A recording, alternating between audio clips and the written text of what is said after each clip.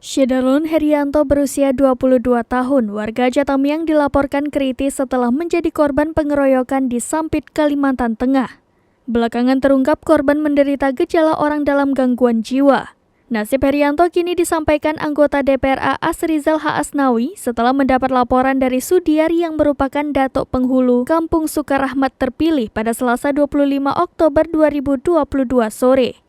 Dalam laporannya, Sudiar meminta saran kepada Asrizal mengenai teknis memulangkan Herianto ke Jatamiang. Asrizal mengungkapkan korban sudah berada di rumah sakit dalam kondisi tidak sadarkan diri selama 4 hari.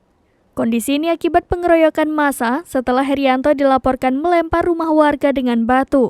Asrizal menambahkan dirinya langsung menyikapi aduan ini dengan berkoordinasi dengan baik. Tonton video ini selengkapnya di YouTube Serambi On TV dan Facebook serambinews.com.